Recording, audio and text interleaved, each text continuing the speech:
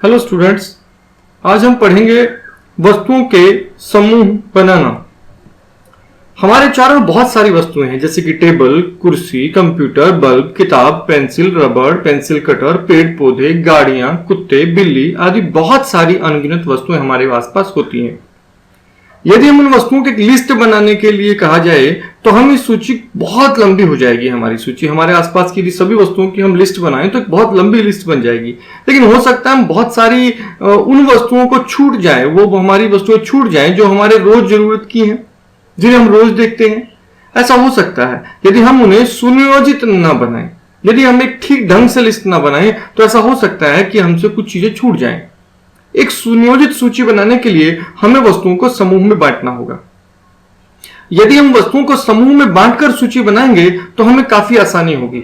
अधिकांश वस्तुओं को हम सूची में डाल पाएंगे। पर हम ये सूची कैसे बनाएंगे, कैसे हम वस्तुओं को समूह में बांट सकते हैं? तो ध्यान से देखने पर आप पाएंगे कि आपकी मम्मी ने किचन में, आपकी मां ने किचन में रसोई में सामान को सुनियोजित ढंग से रखा है। जैसे कि उसने मसालों को एक जगह पर रखा है, अनाज के अलग जगह पर रखा है, सब्जियों को सबको एक जगह पर रखा है, फल एक जगह पर रखे हैं, बर्तन किसी एक अलग स्थान पर रखे होते हैं सभी। यहां तक कि अलग अलग प्रकार के बर्तन भी अलग अलग रखे जाते हैं। जैसे कि कांटे चम्मच एक जगह पर रखा जाता है, जबकि प्लेट को अलग जगह पर और पतीले और अन्य बर्तन बड़े अलग जगह पर रखे जाते हैं। उसी प्रकार यदि आप कपड़े की अलमारी को देखेंगे तो आप पाएंगे कि सभी शर्ट को एक जगह पर, पैंट को एक जगह पर तथा अंडरगारमेंट्स को अलग एक स्थान पर रखा गया है। आप यह भी पाएंगे कि परिवार के अलग अलग व्यक्तियों के कपड़े अलग अलग रखे जाते हैं। अब आप ये सोच सकते हैं कि ऐसा क्यों किया जाता है, सभी वस्तुओं को अलग अलग क्यों रखा गया है, ताकि इन्हें ढूंढने में आसानी हो। तो कल्पना करें कि आप किताबें तथा आपकी बहन तथा भाई की किताबें सभी एक ही स्थान पर रखे हों, या सभी कपड़े बिल्कुल एक ही स्थान पर रखे हों, तो उन्हें ढूंढने में आपको कितनी परेशानी होगी।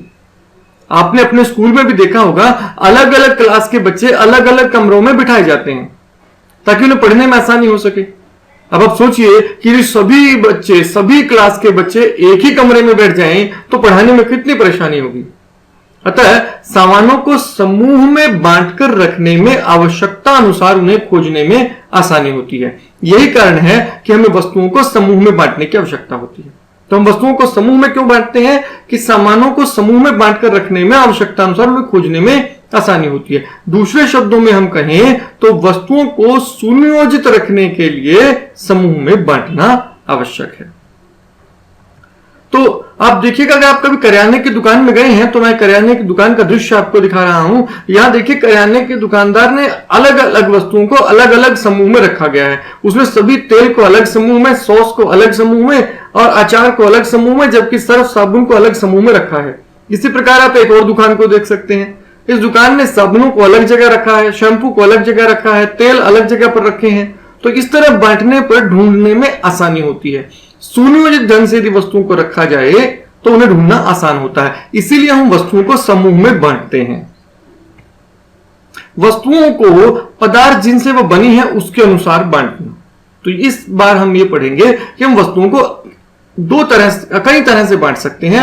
हम यहां ये देख रहे हैं कि जिस तरह से वस्तु बनी है, जिस चीज से वस्तु बनी है, उसके आधार पर हम वस्तुओं को बांट सकते हैं। जैसे कि घर में लकड़ी से बनी वस्तुएं भी हैं, स्टूल से बनी वस्तुएं भी हैं, कागज से बनी और कपड़े से बनी वस्तुएं भी हैं। यदि हम इनको अलग अलग बांटे तो इन्हें वर्गीकरण आसान हो जाएगा। जैसे कि लकड़ी से बनी वस्तु आपको घर में क्या मिल जाएंगी? कुर्सी मिल जाएगी, टेबल, अलमारी, दरवाजा, खिड़की आदि। ये सब लकड़ी से बनी हुई वस्तुएं आपको अलग से मिल जाएंगी। स्टील से बनी हुई वस्तुएं भी कुछ मिल जाएंगी, जैसे कुर्सी है, टेबल है, अलमीरा है, लोहे के गेट है, चूल्हा है, चम्मच है, कटोरी, बाल्टी, जग आदि स्टील के बने होते हैं। अतः इन्हें एक समूह में रखा जा सकता है। कागज से बनी वस्तुएं जैसे किताब, नोटबुक, समाचार पत्रिकाएं, मैगजीन भी जिन्हें हम कहते हैं, डायरी, पत्र आदि कागज के बने होते हैं। अतः इन्हें सामग्री जिनसे ये बने हैं उसके आधार पर हम इन्हें अलग समूह में रख सकते हैं। कपड़े की बनी वस्तुएं, वैसे सभी वस्तुएं जो कपड़े से बनी होती हैं तो उनको एक समूह में रख सकते हैं, जैसे शर्ट, पैंट, बनियान, साड़ी, पजामा, कुर्ता आदि। तो क्यों? क्योंकि सभी कपड़े से बनी है। पदार्थ को पहले तो हमने जिससे बना है उसके आधार पर बांटा। हम पदार्थ को उसकी भौतिक अवस्था के आधार पर बांट सकते हैं। भौतिक अवस्था के आधार पर 3 प्रकार की अवस्थाएं पदार्थ की पाई जाती हैं, ठोस, द्रव और गैस। ये तीनों अवस्थाएं पदार्थ की भौतिक अवस्था है। अतः पदार्थों को उनकी भौतिक अवस्था के अनुसार समूह में बांटा जा सकता है। यहां आप देख रहे हैं, ये एक ठोस वस्तु है, यह एक द्रव है और यह एक गैस है। तो ठोस, द्रव और गैस के आधार पर भी आप इसे बांट सकते हैं। उदाहरण के लिए हम पहले ठोस पदार्थ लेते हैं। पदार्थ ठोस कौन से हैं? जिनका आयतन और आकार निश्चित होता है।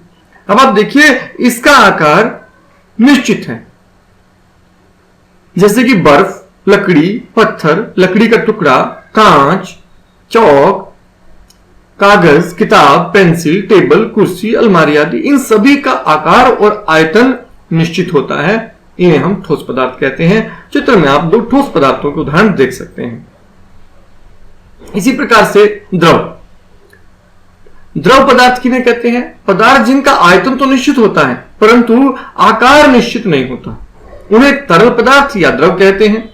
जैसे जल, तेल, कोल्ड ड्रिंक, दूध आदि।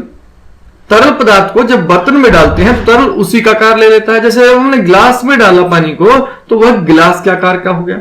इस तरह बोतल में डले हुए तेल या पानी को अगर आप देखेंगे तो बोतल के आकार का हो जाएगा।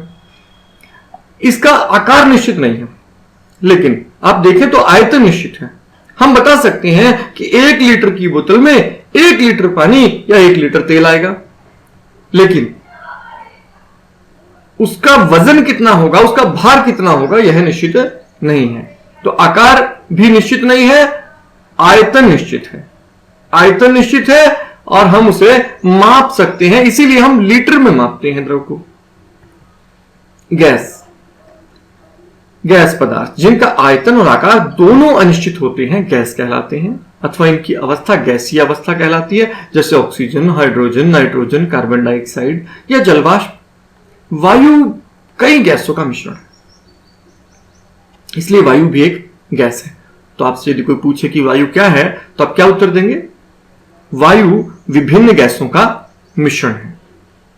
तो यहां आप जल को वाष्प के रूप में निकलते देख सकते हैं। जल की गैसीय अवस्था है। जल जो है वो पृथ्वी पर ठोस, द्रव और गैस तीनों अवस्थाओं में पाया जाता है। बर्फ ठोस होता है, जल तरल होता है और जलवाष्प गैस होता है। आप यहां जल की तरल अवस्था देख सकते हैं, यह ठोस अवस्था है बर्फ के रूप में, और ये जो वाष्प निकल रहे हैं ये जल की गैसीय अवस्था है। तो जल आपको पृथ्वी पर तीनों रूपों में दिखाई देगा। तो आज यही, शेष अगले भाग में। तब तक के लिए चैनल सब्सक्राइब करें और अच्छे से इस विषय का अध्ययन कर लें।